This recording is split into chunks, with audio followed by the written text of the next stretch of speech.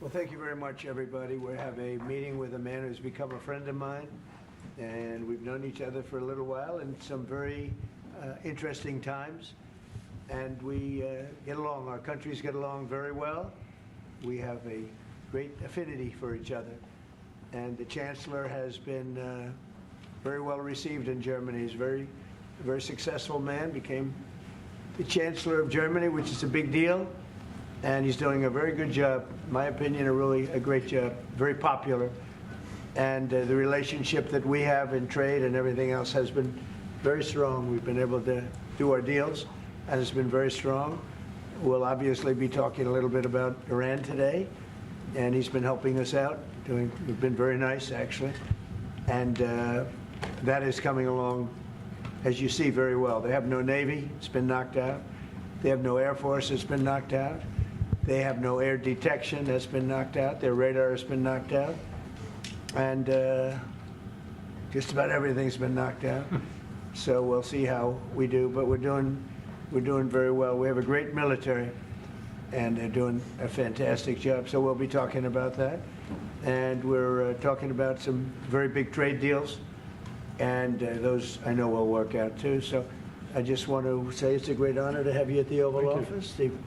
The beautiful Oval Office, beautiful White House. It's a special place, even from your standpoint. And you have some very special places, too. And I look forward to being with you. Thank you very much. Thank you. Thank you, Mr. President, for having me here in this Oval Office for the third time now. Yeah. Really happy to have the opportunity to speak with you in these challenging times.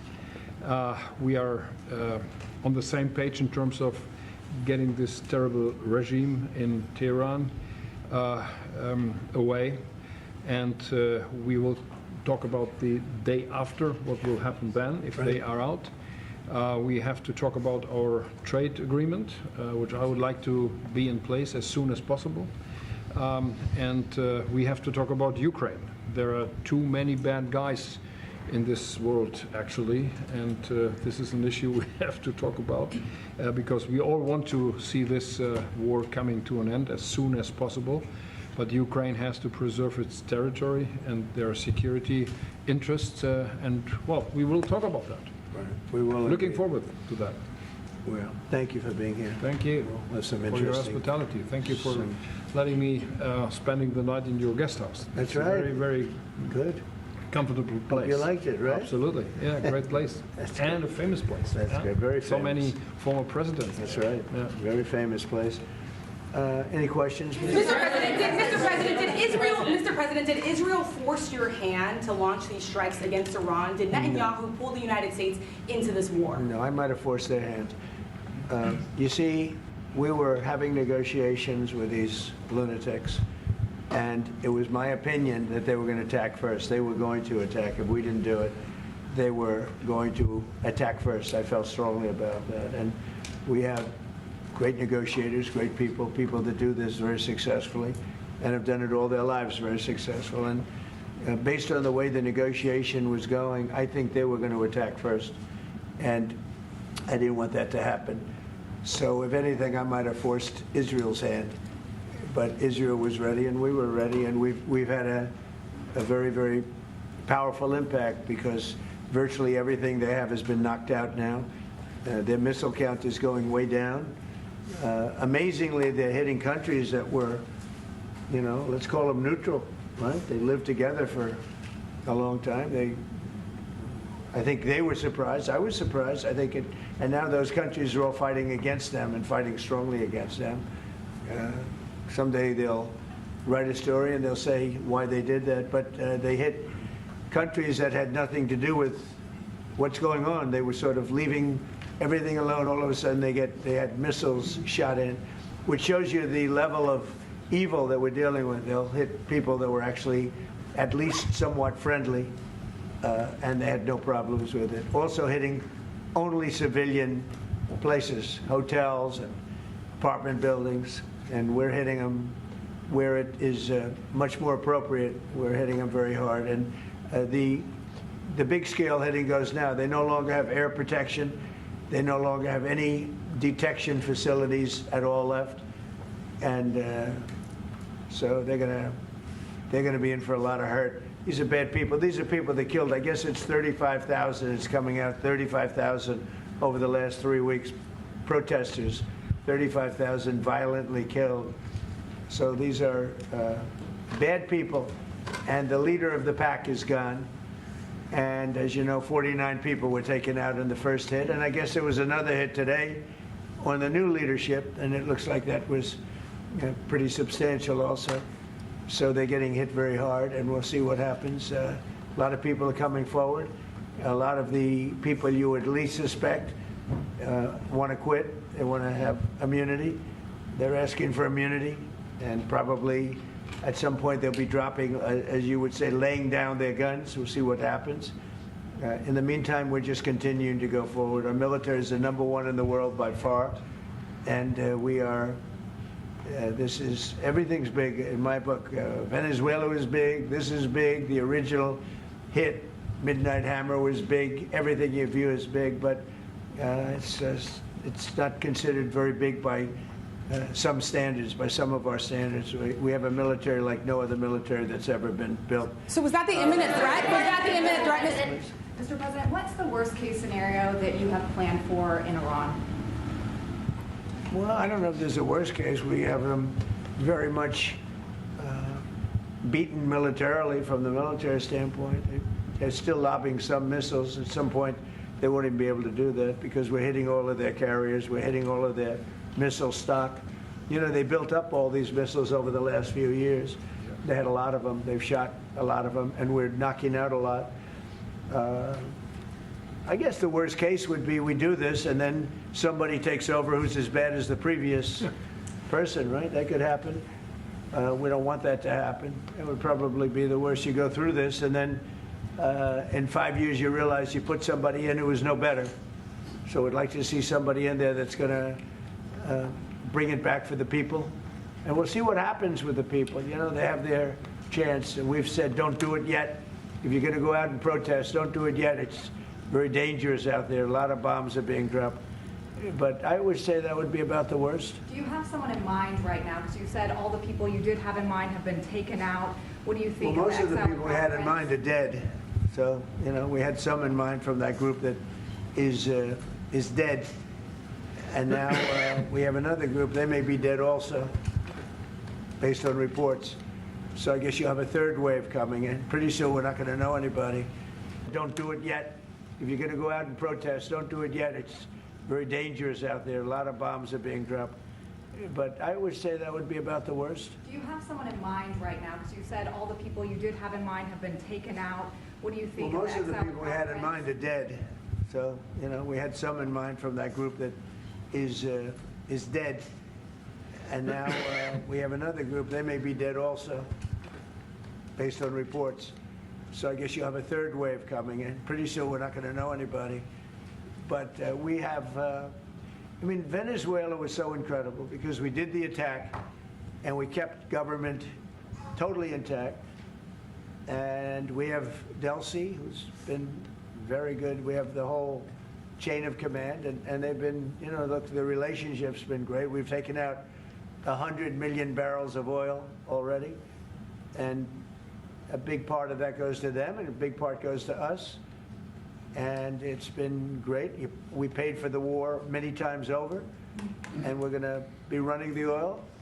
And Venezuela is going to make more money than they ever made, and that's great for the people. The relationship has been great. It's been seamless. Nobody's actually ever seen anything like it. If you look at Iraq, where very stupidly everybody was fired, the generals were fired, the military was fired, the police were fired, the fire departments were fired, and all of the government workers were fired. So after, you know, people would call, they had no idea. And by the way, ISIS was formed. That's where ISIS came from, all of the fired people. We don't believe in that. So we'll see what happens, but first we have to finish off the military. Mr. President, just to be clear, Mr. President. Crown Prince Reza Pahlavi, is he an option at all in your mind? I guess he is. Some people like him, and we haven't been thinking about too much about that. It would seem to me that somebody from within maybe would be more appropriate. I've said that. He looks like a very nice person, but it would seem to me that somebody that's there, that's currently popular, if there's such a person, but we have people like that. We have people that were more moderate. You know, these were radical lunatics, and you know what they get? They get nothing. All they do is kill people. Mr. President, to be clear, what exactly was the imminent threat, Mr. President? Not your turn. What exactly Not was? your turn, please. Mr. President, are you going to take the heat off the Europeans to potentially help you? Mark Rutte called on the allies to also help you, and are you going to let? Well, you have to ask Mark Rutte. He said not as part of NATO, but to be helpful to you in this. And will you let the Europeans? Some of the European nations have been helpful, and some haven't, and I'm, very surprised. Germany's been great. He's been terrific. Others have been very good, terrific. I think that the head of NATO, Mark, is fantastic. Okay, Yes. Mark Rutte. I think he's fantastic. But some of the European, like Spain, has been terrible. In fact, I told Scott to cut off all dealings with Spain. Spain, first of all, it started when every European nation, at my request, paid 5%, which they should be doing. And everybody was enthusiastic about it, Germany, everybody. And Spain didn't do it. And now Spain actually said that we can't use their bases, and that's all right. We could use their base if we want. We could just fly in and use it. Nobody's going to tell us not to use it, but we don't have to. But they were unfriendly, and so I told him we don't want to. Spain has absolutely nothing that we need other than great people. They have great people, but they don't have great leadership. And as you know, they were the only country that in NATO would not agree to go up to 5%. I don't think they agreed to go up to anything. They wanted to keep it at 2%, and they don't pay the 2%. So we're going to cut off all trade with Spain. We don't want anything to do with Spain. Mr. President, What is your expectation towards And Germany? by the way, I'm not happy with the UK either. That island that you read about, the lease, okay, he made it, for whatever reason, he made a lease of the island. Somebody came and took it away from him. And it's taken 3-4 days for us to work out where we can land there. It would have been much more convenient landing there as opposed to flying many extra hours. So we are very surprised. This is not Winston Churchill that we're dealing with. Mr. President, What are your expectations towards Germany? What can Germany do and what should Germany do to help you in this conflict? Well, I think they're doing it. I mean, they're letting us land in certain areas, and we appreciate it. And they're just making it comfortable. We're not asking them to put boots on the ground or anything. I mean, we're just they're a respected country. I have a very good relationship with the country. We have, in particular, now with this leader, with this new leader. I think he's an excellent leader. I had my differences with Angela. I said, "You're hurting your country with immigration, and you're hurting your country with energy." And we have a man sitting on my right that is, I think, pretty much the opposite of her on energy and the opposite on immigration. And I think he's doing very well. Mr. President, can you just clarify? Mr. President, commercial air travel right now is severely restricted in the Middle East, and thousands of Americans are stranded. Why wasn't there an evacuation plan, and will you send planes to get people out? Well, because it happened all very quickly. We thought, and I thought maybe more so than most, I could ask Marco, but I thought we were going to have a situation where we were going to be attacked. They were getting ready to attack Israel. They were getting ready to attack others. You're seeing that right now. And a lot of those missiles that are hitting in, those are stationary. Those were aimed there for a long period of time at these other countries. So I think I was right about that. We attacked first. And if we didn't, it could have been, look, we're really decimating them. They're being decimated. And if we didn't, and by the way, we have massive amounts of ammunition. We have the high end. A lot of it was given away stupidly by Biden, very stupidly, for free. And I'm all for Ukraine, but they gave away a lot. As you know, when I give away ammunition, everybody pays for it. The European Union's paying for it. Then they can do what they want with it, but they are giving it, let's say, to Ukraine, and that's okay. But we gave away a lot of high end, but we have plenty. But we have unlimited middle and upper ammunition, which is really what we're using in this war. and we have really an unlimited supply. We also have a lot of the very high-end stored in different countries throughout the world. We're literally storing it there, which is actually something that I insisted on in my first term. I rebuilt the military in my first term. The military is great. Unbelievable amount of ammunition, or munitions, as they say, we're giving away to, the Wall Street Journal incorrectly covered the story when they said that it was given away to the Middle East. Not to the Middle East, it was given away to Ukraine. Very little was given to the Middle East. Middle East would buy a lot, and some of the nations, because they're rich, they have a lot, but it was given away to Ukraine. And it just should have been done. Look, it's a war that should have never happened. If I were president, that war would have never happened. But we have a tremendous amount of munitions, ammunition at the upper level, middle and upper level, all of which is really powerful stuff. Can you just clarify? Will you help Americans get out of the Middle East? So will you help Americans get out? Both of you, how worried are you that the rising prices for gas and oil are damaging the American economy, and also, Mr. Chancellor? Yeah, do you want to go ahead? Yeah, sure. This is, of course, damaging our economies. This is true for the oil prices, and this is true for the gas prices as well. So that's the reason why we all hope that this war will come to an end as soon as possible, and we are hoping that the Israeli and the American army are doing the right things to bring this to an end and to have really a new government in place who is coming back to peace and freedom. Yeah. Something had to be done. And it's been 47 years. They've been killing people all over the world for a long time. They were the kings and fathers of the roadside bomb. Soleimani, we killed him last term. If we didn't, I think it might be a different story today. They would have been much stronger and smarter than they are.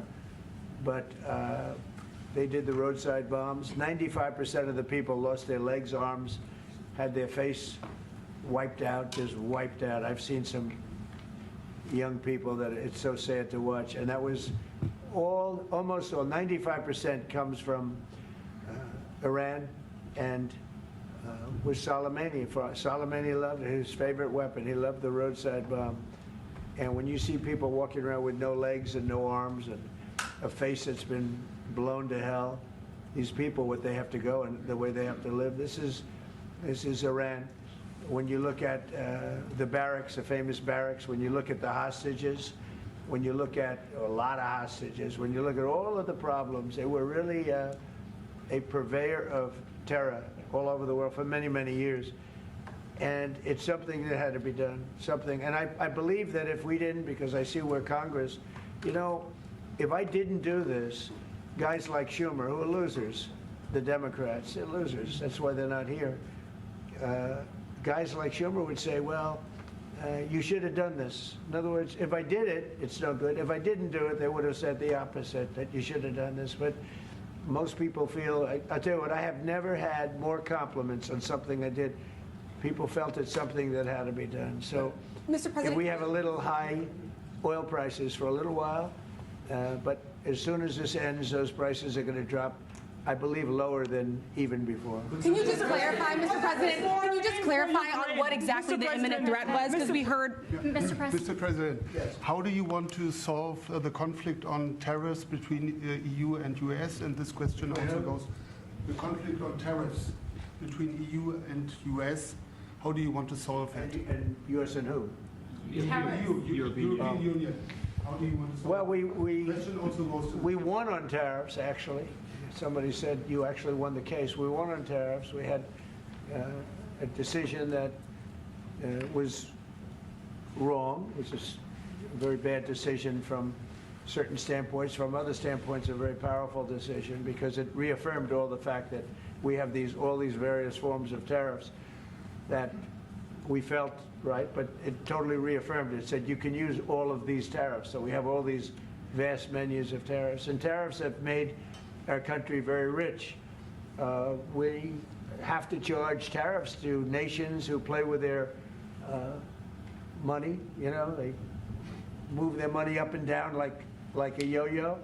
We have to take care of nations that have been good to us and fair to us, and we're going to take care of them. Other nations They haven't, and we haven't let them take advantage of us. But the whole thing with tariffs is we had a decision that, like, as an example, we have a license situation, and the license is something that allows us to immediately stop all business with, nobody even knew we had this power, but we do now because of the decision. We have the right to stop all business having to do with a certain country. If a certain country is not treating us well, the president, without going to Congress, has the right to stop. Sort of interesting. I have the right to stop, but under that one law, I didn't have the right to charge them. So I have the right to license them, but I don't have the right to charge, which is frankly ridiculous. But the right was given to us by the Supreme Court, and we have the right, as an example, we talked about Spain. I could tomorrow stop, or today, even better, stop everything having to do with Spain. All business having to do with Spain, I have the right to stop it. Embargoes, do anything I want with it, and we may do that with Spain. What do you think? Well, sir, I think we're going to talk about it with you. I know that you have a strong power that the Supreme Court clarified. We know you can use it, and if you need to use it to assure national and economic security, we'll do it. Scott, do you have an opinion?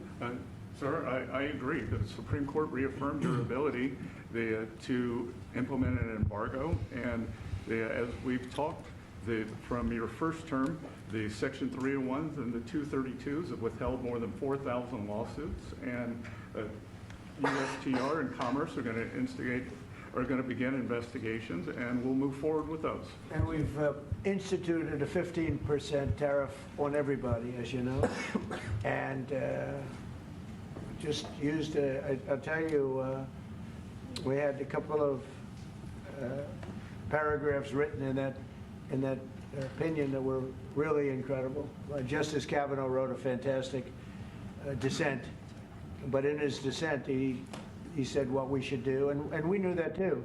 We just wanted to simplify it, and for some reason, I think, very, very foolishly, the courts decided no, but they said you can do it many other ways, and that's what we're doing. And what we've done is we've gone to a very simple, straight 15% tariff.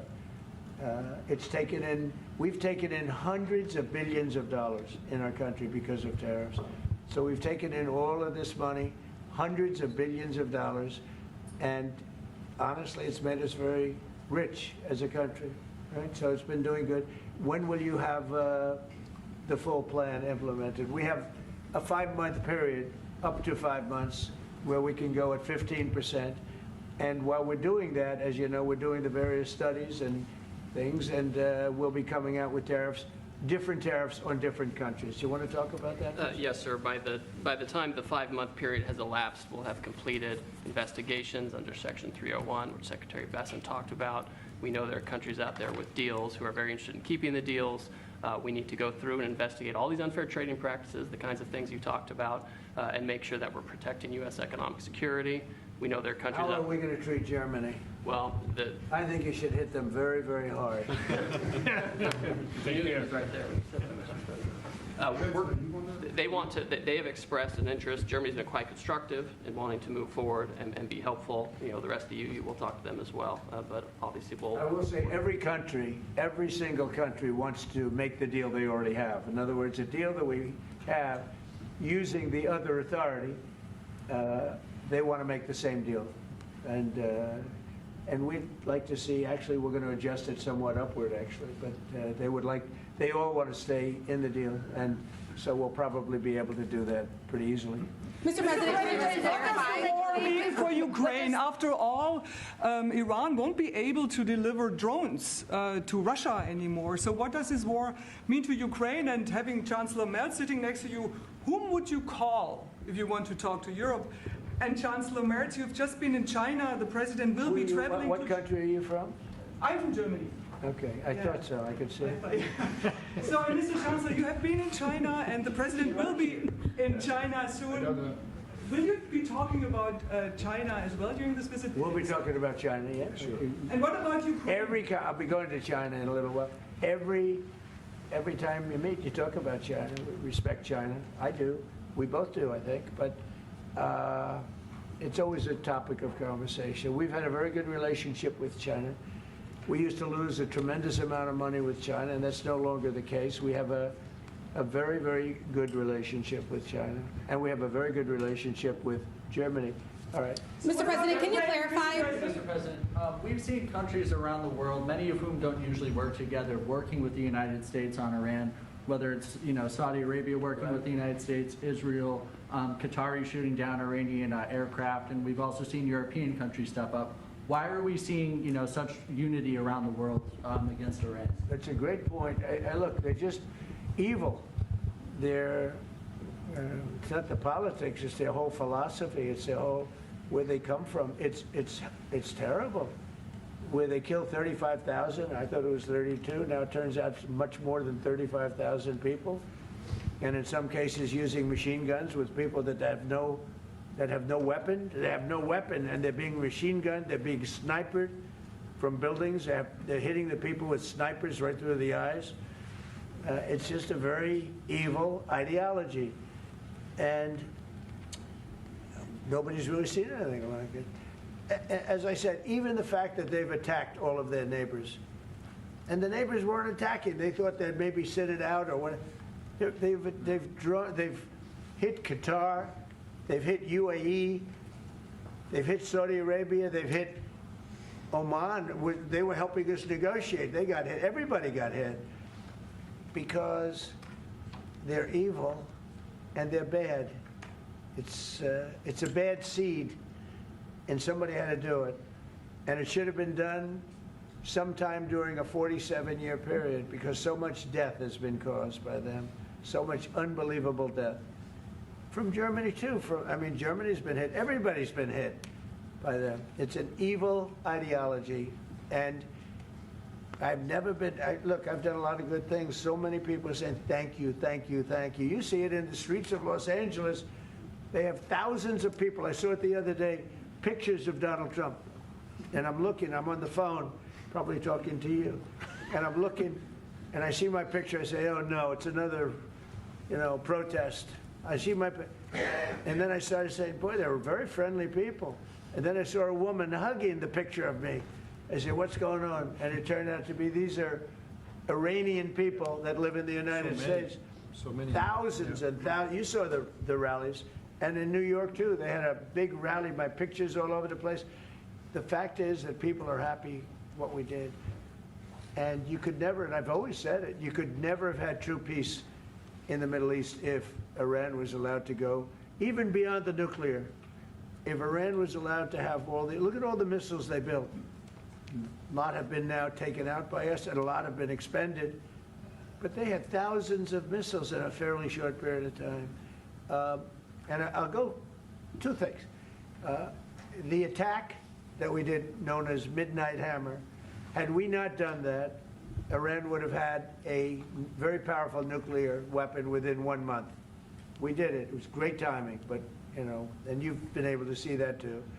The other thing was Barack Hussein Obama made maybe the worst deal I've ever seen because he gave all power in the Middle East to Iran. He went the exact opposite way, and I terminated that. If I didn't terminate that deal, they would be sitting with a massive nuclear weapon 3 years ago, which would have been used already on Israel at least, and other countries also. And we wouldn't be talking about it right now.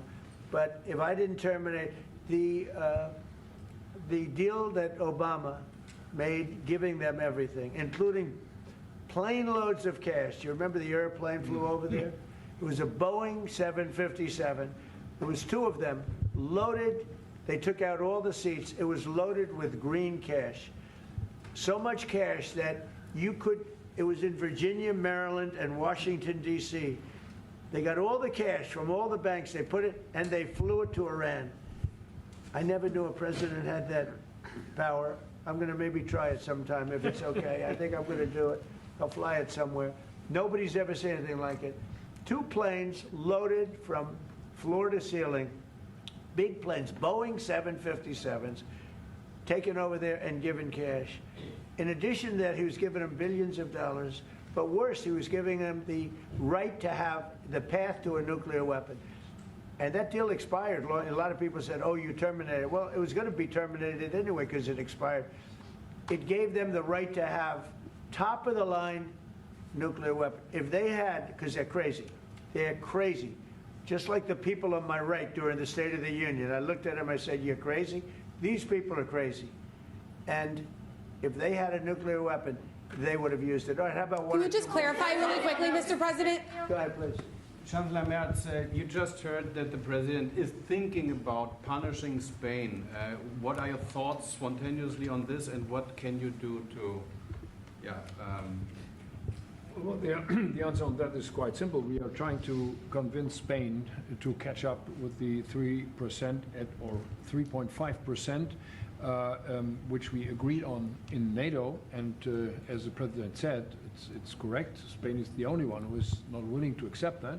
And we are trying to convince them that this is a part of our common security, that we all have to comply with these numbers, and this is 3.5 for military and another 1.5 for our military infrastructure. So Spain has to comply with that. Mr. President, can you just clarify? Spain has been very, very uncooperative, and so has UK. Now, the second one is shocking, but this is not the age of Churchill.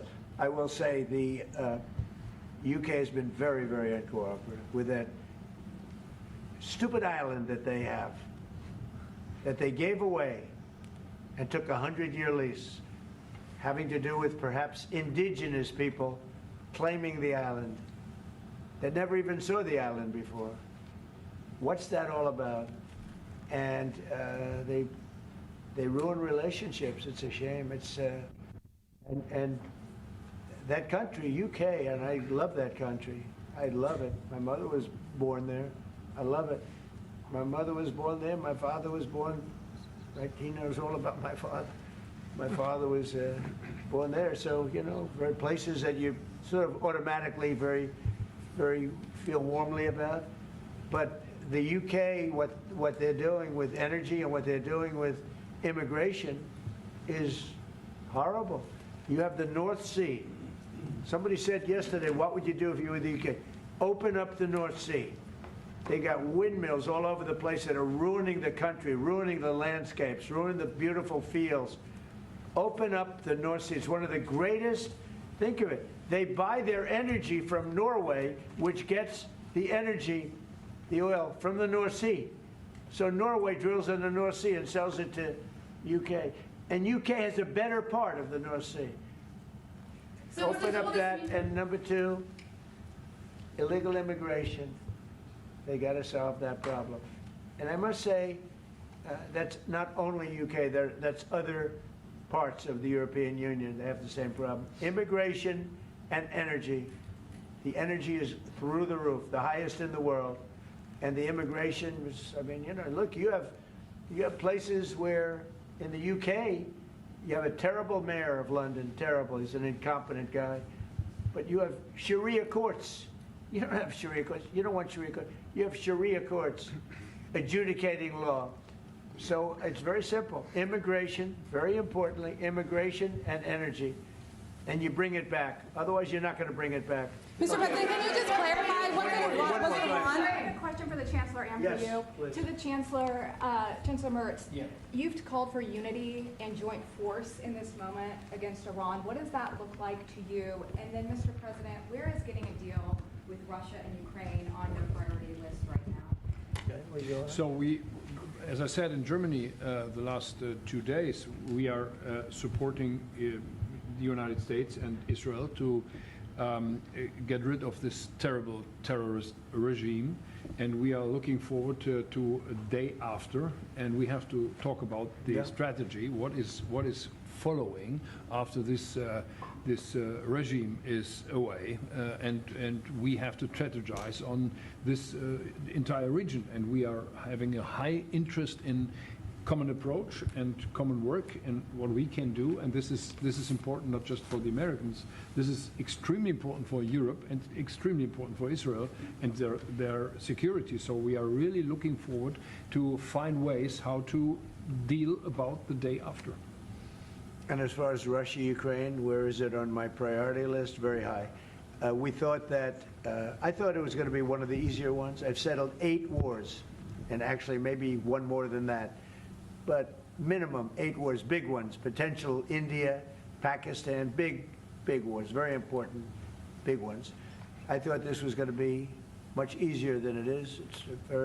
There's tremendous hatred between President Putin and President Zelensky, tremendous hatred. I've seen a lot of hatred in my life, but I think this is about top scale. I believe it's going to happen. Sometimes I blame one, sometimes I blame the other. I think it's going to happen, but it's high on my list. Not in that it affects the United States so much, because it's very far away, but last week, last week and for the last 4 weeks actually, 32,000 soldiers died. 32,000. And it's been averaging 25 to 30,000 soldiers a month have been dying in that stupid war. And I'd love to see it ended. It's the worst that there has been since World War II. If you can't get a deal, what will that mean for you? All you can do is do your best, you know. It takes 2 to tango, and they have to get along. They have to be able to talk to each other. They hate each other a lot. That has an impact, you know. It really has an impact. It's bad for both. The saddest is that if the election weren't rigged, my election, that war would have never taken place. And you know what else wouldn't have taken place? Allowing 25 million people to pour through an open border. That wouldn't have taken place. A lot of things would have been different. But we're doing very well, and I think a big factor in this world and future factor is what we're doing right now with Iran. If we don't stop them, or if we didn't stop them, or if we didn't start, they've been decimated. But if we didn't do what we're doing right now, you would have had a nuclear war, and they would have taken out many countries, because you know what? They're sick people. They're mentally ill, sick people. They're angry, they're crazy, they're sick. Thank you very much. Thank Will you you very send much. American troops? Have you spoken to the families, Mr. President?